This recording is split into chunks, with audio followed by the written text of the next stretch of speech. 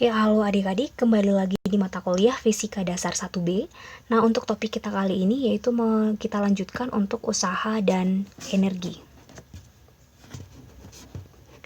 Nah, kita ingat kembali, jadi energi itu adalah suatu besaran fisika yang menunjukkan kemampuan suatu benda untuk melakukan usaha. Jadi, sifat dasar dari energi itu sendiri, dia merupakan besaran fisika yang bersifat skalar, artinya dia hanya memiliki besar tanpa memiliki arah. Kemudian, energi itu dapat berpindah melalui interaksi fundamental. Interaksi di sini artinya dia diberikan perlakuan atau diberikan gaya.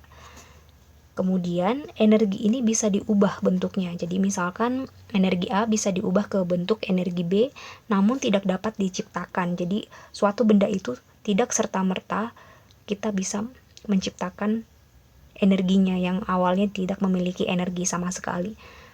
Dan juga tidak bisa dimusnahkan. Jadi energi suatu benda itu akan selalu ada dalam benda itu. Nah, tadi energi itu erat hubungannya dengan usaha.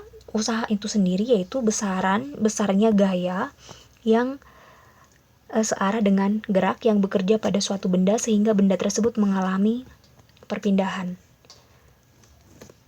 Jadi artinya si gaya dan perpindahannya itu harus searah agar si benda tersebut memiliki usaha. Kemudian, energi yang disalurkan oleh gaya itu yang searah dengan perpindahan itu juga ke sebuah benda sehingga benda tersebut disebut dengan bergerak.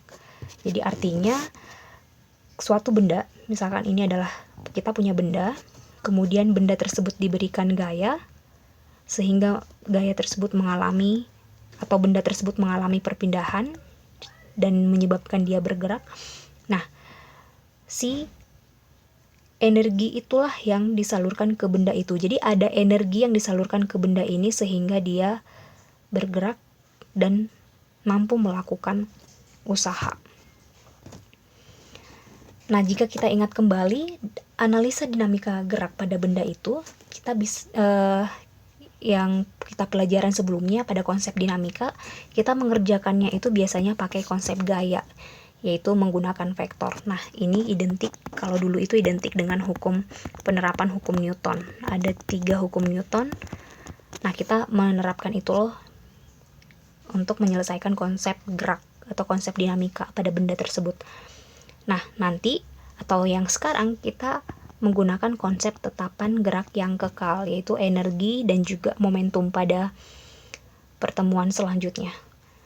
Nah, jadi untuk konsep energi atau usaha energi ini sendiri merupakan pendekatan yang lebih menyederhanakan si hukum Newton. Jadi sebenarnya hadir hukum Newton dulu, barulah si konsep usaha dan energi yang lebih sederhana.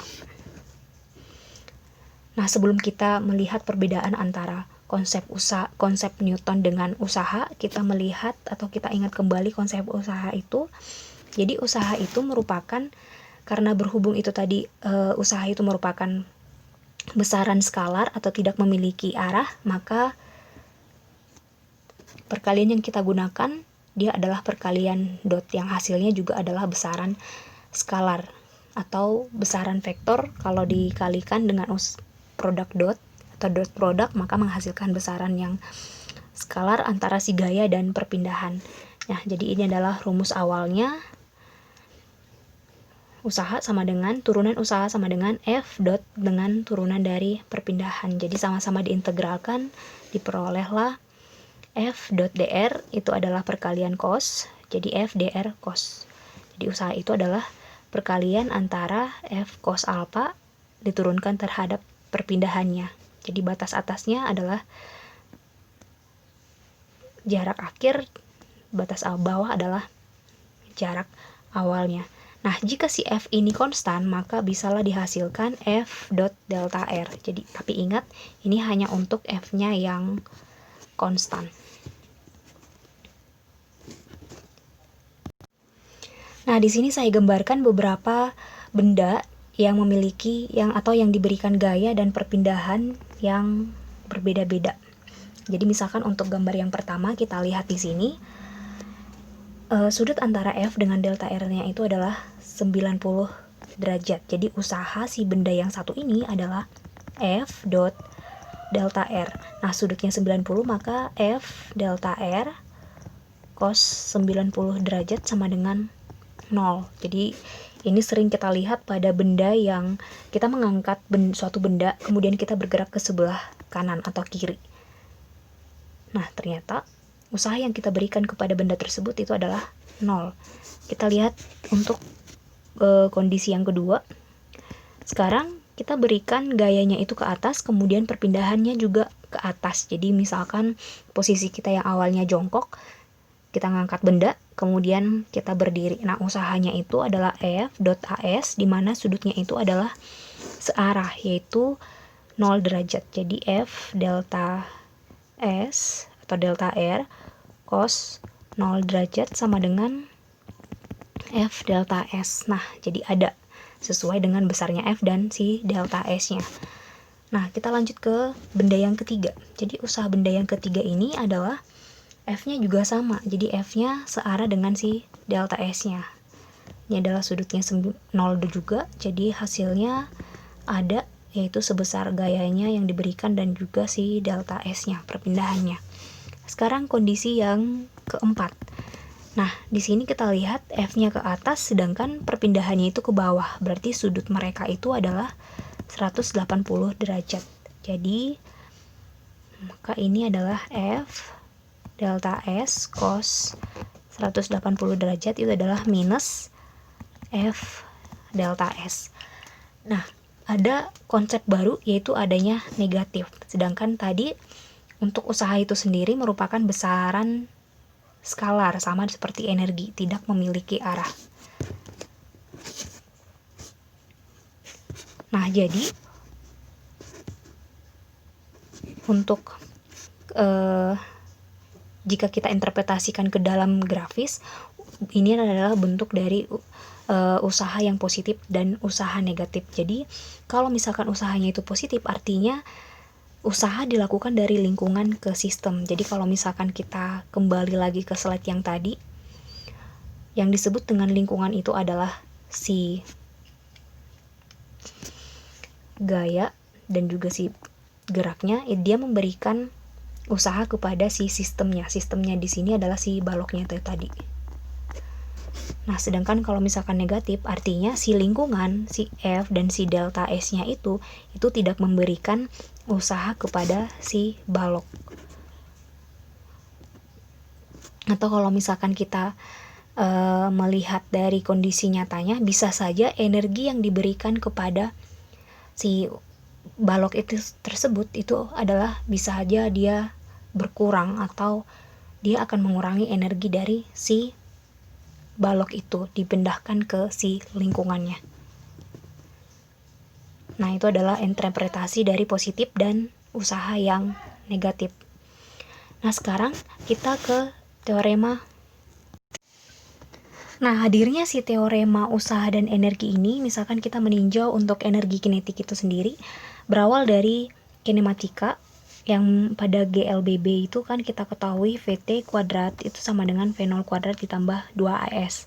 Kemudian pada hukum Newton kita mengenal perpindahan itu atau percepatan itu adalah besarnya gaya dibagi dengan si masanya. Nah, kalau misalkan keduanya ini kita substitusikan, maka VT kuadrat sama dengan V0 kuadrat ditambah 2V per MX. Kemudian kita masukkan si konsep usaha. Ini kalau misalkan dia adalah sudutnya 0 atau dia searah, Fx sama dengan atau ekivalen dengan usaha, maka menjadi setengah M VT kuadrat dikurang V0 kuadrat, yaitu si A nya diperoleh tadi adalah setengah VT kuadrat dikurang V0 kuadrat. Nah, bentuk dari setengah M VT kuadrat ini kita ingat adalah bentuk jadi dari si energi kinetik atau energi yang dimiliki benda saat bergerak translasi. Nah, jadilah diperoleh kesimpulan untuk teorema usaha energi yang pertama terhadap energi kinetik, yaitu usaha itu akan sebanding dengan perubahan energi kinetiknya, yaitu energi kinetik akhir dikurang dengan energi kinetik awal. Nah, kalau misalkan untuk gayanya yang sembarang seperti apa? Nah, jadi kalau yang tadi kan gayanya itu yang konstan. Kalau sekarang gayanya itu yang tidak konstan, maka kita integralkanlah dia terhadap si F-nya. Kita ketahui F-nya itu adalah M dikali A. A-nya itu perubahan atau keturunan si kecepatan. Dapat juga lah si usaha totalnya itu adalah setengah mvp kuadrat dikurang V awal dikuadratkan. Nah, ternyata hasilnya sama juga. Jadi mau dia si gayanya itu konstan atau dia gayanya tidak konstan, maka usaha itu akan sebanding dengan perubahan energi kinetik pada benda tersebut. Nah, lanjut, jika terdapat perubahan usaha pada suatu benda yang dilakukan oleh gaya itu, kita mengenal adanya konsep daya, yaitu daya rata-rata itu dirumuskan dengan besarnya usaha dibagi dengan perubahan waktunya. Untuk daya sesaat berarti artinya yang sampai jika waktunya itu sangat sedikit, maka limitnya itu menuju 0, delta T-nya menuju 0, maka turunan dari usaha terhadap waktunya. Jadi ini sama-sama kita ubah posisinya, maka usaha itu atau daya itu adalah F didotkan dengan turunan R terhadap T. Turunan R terhadap T itu adalah si kecepatan. Jadi bisa juga dituliskan F usaha sama dengan usaha dibagi dengan waktu, atau gaya didotkan dengan V. Jadi ingat, ini adalah perkalian dot. Dia si daya akan bernilai jika F dan V-nya itu memiliki arah yang sama. Nah, untuk pendekatan usaha ini sendiri yang bergantung kepada posisi. Jadi contohnya kasusnya adalah misalkan kita punya suatu gaya dinyatakan sebagai fungsi posisi. Jadi si fx-nya adalah 2x kuadrat, arahnya ke i. Bekerja pada benda M. Jika benda mula-mula diam atau x sama dengan 0, tentukanlah kecepatan saat di x sama dengan 6 meter. Nah, kalau misalkan kita gunakan penerapan hukum Newton, kita ketahui kan hukum Newton itu F sama dengan ma. Jadi kita mencari tahu dulu A-nya berapa, yaitu F per M 2x kuadrat dibagi dengan si M-nya arahnya ke I. Setelah itu baru kita dapatkan si V-nya. Maka V-nya integral dari si A-nya terhadap T. Jadi V-nya adalah integral 2x kuadrat per M arahnya ke I terhadap dt. Nah, kalau misalkan dengan menggunakan hukum Newton, kita belum bisa mencari tahu berapakah besar si F akhirnya itu. Tapi kalau misalkan kita menggunakan persamaan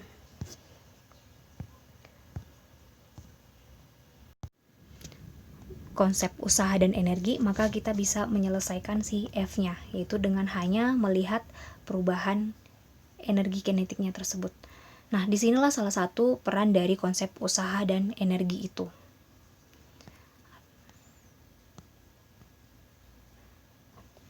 Contoh lain, misalkan ini kita diketahui adalah sebuah benda dengan massa 10 kg memiliki kecepatan awalnya itu adalah 5 meter per sekon. Misalnya ini kita definisikan, M-nya itu katanya adalah 10 kg, kemudian V0-nya itu adalah 5 meter per sekon.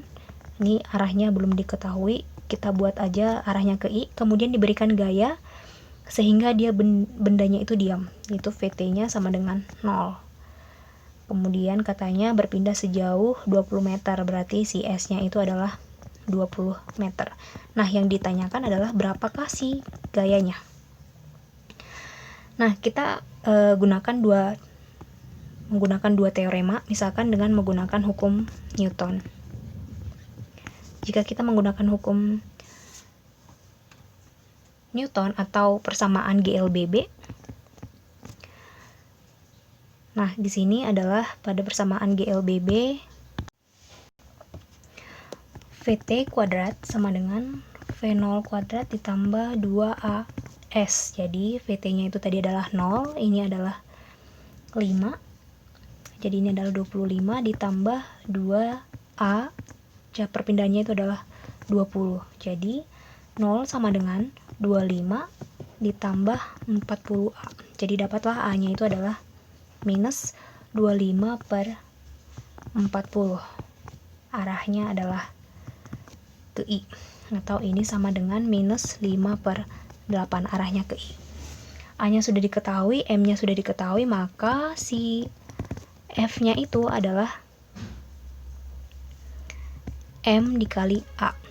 M-nya itu tadi 10 dikalikan dengan minus 5 per 8. Arahnya ke I, jadi minus 50 per 8. Inilah kalau dengan menggunakan hukum Newton berkoordinasi dengan si GLBB.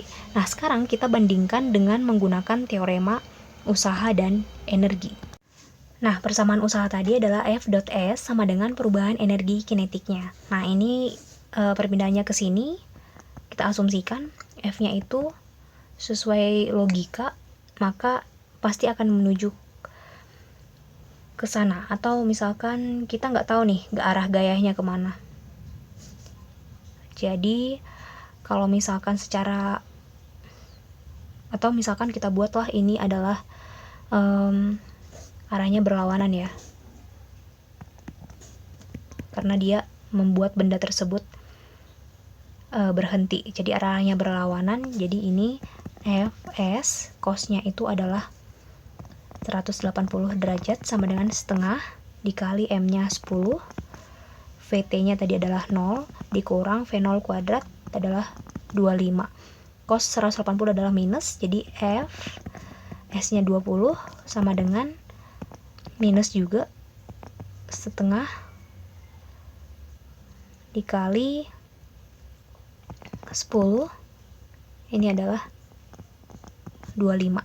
Jadi ini habis F-nya itu sama dengan ini 5. Jadi hasilnya adalah 125 dibagi 20 Newton. Nah, inilah untuk